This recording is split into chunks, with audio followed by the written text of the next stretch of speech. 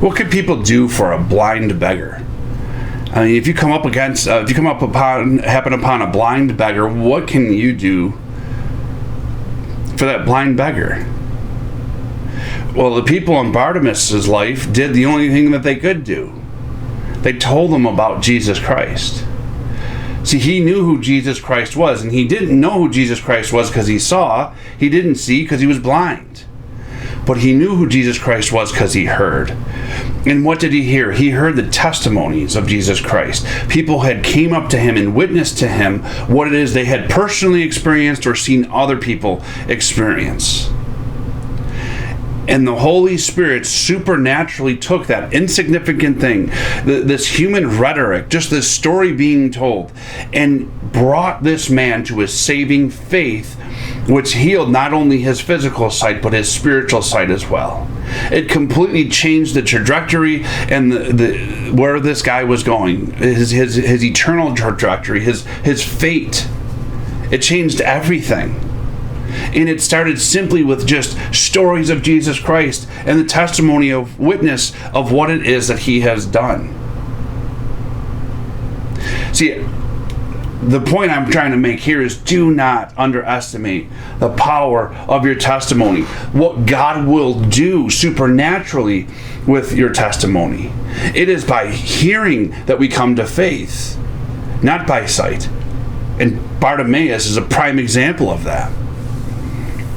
And sometimes we feel like, man, we need to know more theology, more biblical, more Bible.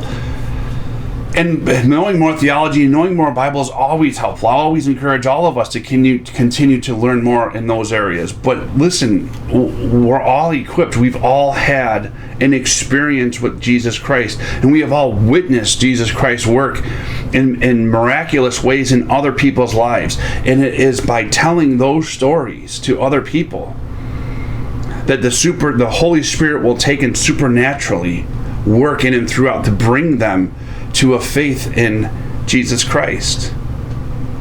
The other thing that we notice here is, listen, whoever it was that was telling them these stories, however many people it was, they weren't worried about Bartimaeus' reaction to them. We're not on the hook for the reaction to our testimony. We are called simply to present that testimony. We are commanded to present our testimony. And however the Holy Spirit works and uses it, and however the person who receives it or hears it, however they receive it, is really not up to us. It's above our pay grade. We are charged simply to tell our testimony. We won't be on the hook for how people received our testimony, but we will be on the hook for all of those times we let pass by. The Holy Spirit, God has prompted us to tell our story, and we have judged it and second guessed it and turtled.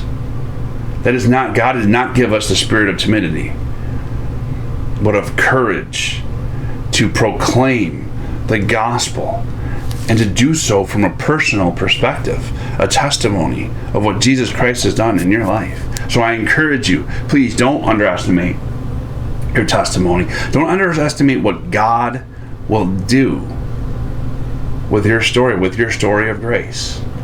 It is the thing that he has designed and sanctioned to bring others to sight.